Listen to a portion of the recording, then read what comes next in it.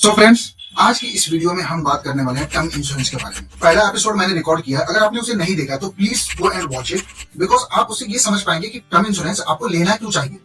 Right, जब तक आप उसकी नीड को नहीं समझेंगे तब तक आप चाहे कितनी भी वीडियो देख लें, कितना भी उसे समझ लें, आप नहीं लोगे।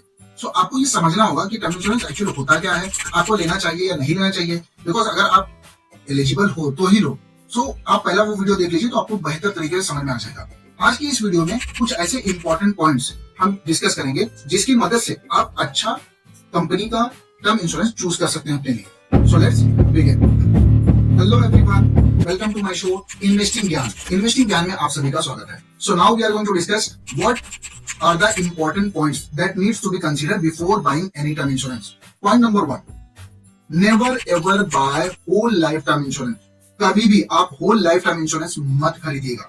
बहुत से ऐसे एडवाइजर हैं जो आपको एडवाइस करेंगे आप होल लाइफ टाइम इंश्योरेंस खरीदिए, बट फ्रेंड ये मुझे इलॉजिकल लगता है। एग्जांपल के तरीके से समझते हैं। अगर मान के चलो मैंने टर्म इंश्योरेंस ले लिया, ठीक है, अब उस पीरियड में मेरी डेथ हो जाती है तो मुझे मेरे नॉमिनी को उसका बेनिफिट मिल जाएगा। अगर मेरी डेथ नहीं हुई तो क्या? इस वजह से लोग क्या करते हैं, 3 गुना 4 गुना 5 गुना ज्यादा प्रीमियम पे करते हैं, ताकि मैं जब मैच्योर भी हो जाए पॉलिसी, जब 70 साल पूरे हो जाए उसके बाद भी मुझे अमाउंट मिले, ताकि मेरा पैसा लॉस नहीं जाएगा।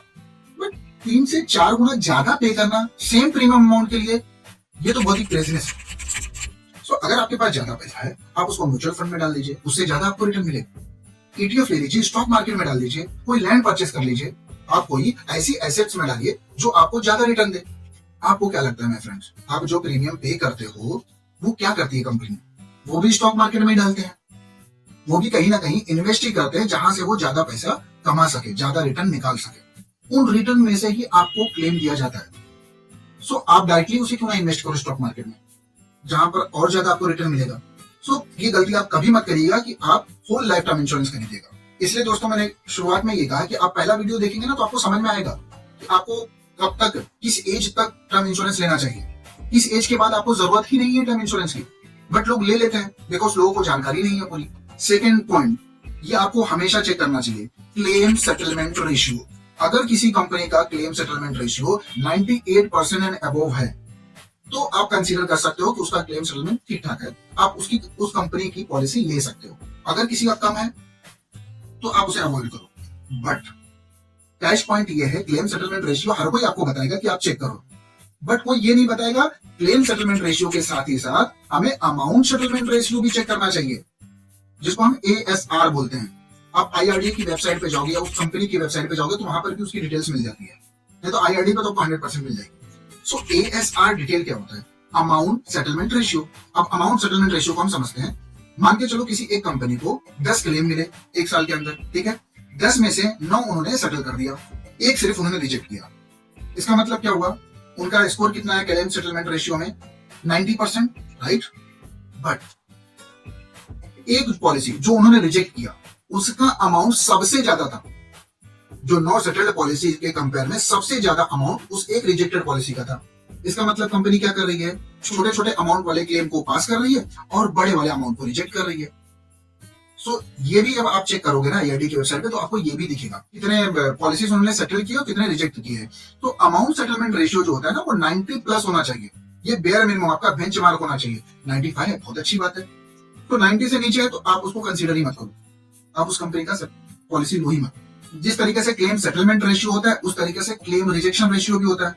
अगर 1 है, लेस देन 1 है, it is very good ratio. Point number 3, add on riders. Add on riders हर कोई आपको बोलेगा क्लब करो, बट आपको क्लब तभी करना है अगर आपकी उससे नीड मैच होती है।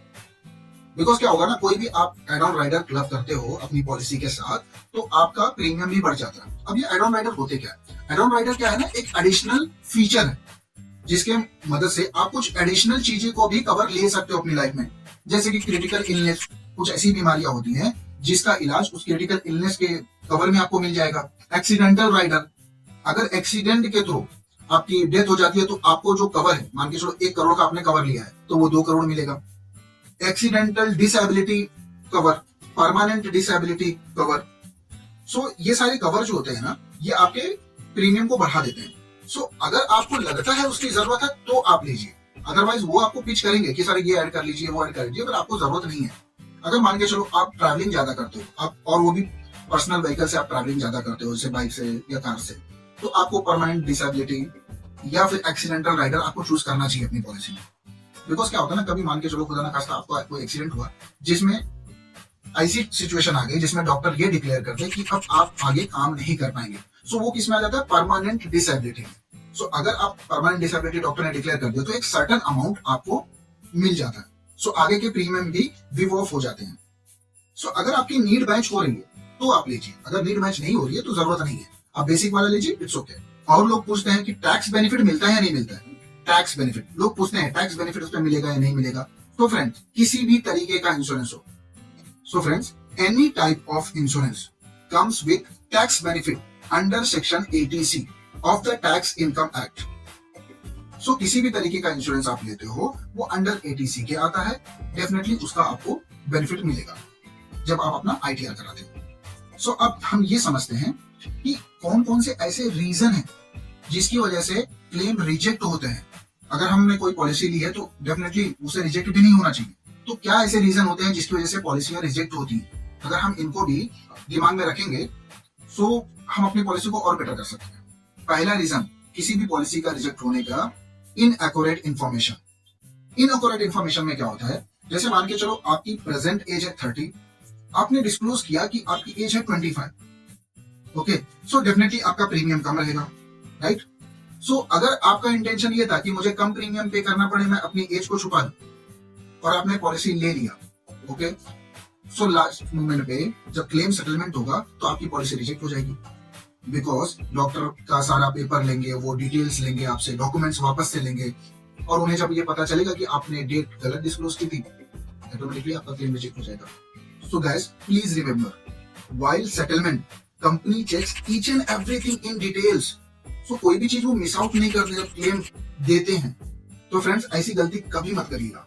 जो एग्जैक्ट कंडीशन आपकी है, जो एज में आप हो, आप उसी को डिस्क्लोज करिएगा। जो आपका नाम है, जो आपकी सिचुएशन है, जो आपकी इनकम है, सेम डिस्क्लोज करिए। Second reason for claim rejection, improper disclosure, like any habit you have, like smoking, drinking, and you have not disclosed, then definitely my friend your claim will be rejected. तो कोई भी अगर आपकी आदत है, चाहे वो स्मोकिंग हो, ड्रिंकिंग हो, वो कंसीडर करते हैं, आपका प्रीमियम अमाउंट बढ़ा देंगे। ऐसा नहीं कि आपको पॉलिसी नहीं देंगे, बट आपका डिस्क्लोज करना जरूरी है। इसके साथ लोग एक और सवाल पूछते हैं, जैसे जब आपने पॉलिसी ली तब आप ड्रिंक नहीं करते थे, तब आप स्मोकिंग नहीं करते थे, राइट। बाद में आप स्मोकिंग भी करने लगे या ड्रिंक करने लगे या कोई ऐसी एक्टिविटी में इंडल्ज होने लगे जो आपकी पॉलिसी के अगेंस्ट जाता है, सो आप उस टाइम उसको डिस्क्लोज करिए। रिन्यूअल जब आप एवरी ईयर करते हो उस टाइम आप उसको डिस्क्लोज कर सकते हो कि अभी से मैंने स्मोकिंग करना चालू कर दिया है, ड्रिंकिंग करना चालू कर दिया। और या फिर आपने पॉलिसी लेते समय आपने डिस्क्लोज किया बराबर, बाद में आपने छोड़ भी दिया उस आदत को, फिर से आप डिस्क्लोज कर सकते हो कि मैंने इस आदत को छोड़ दिया है।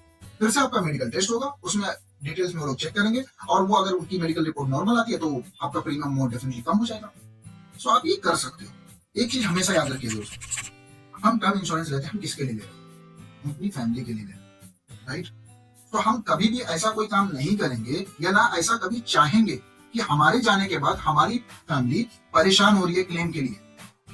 सो इसलिए हमें ना सारी डिटेल, सारी चीजें एकदम प्रॉपर देनी चाहिए, हमें कॉशंस लगा के रखना चाहिए। अगर हम अच्छे से अपनी डिटेल को फीड कर लेंगे तो डेफिनेटली हमारी फैमिली को क्लेम सेटलमेंट के टाइम पे कोई दिक्कत नहीं होगी। So friends, I hope I have covered all the things related to term insurance in details. So अगर कुछ ऐसा मिस आउट हो गया है सो प्लीज आप मुझे कमेंट करके बताइए, और क्या आपको कैच लगा, क्या आपने सीखा इस वीडियो से। आपके कमेंट्स एंड लाइक मुझे मोटिवेट करते हैं। तो please my friend, please share this video with your family and friend and subscribe our channel. Thank you.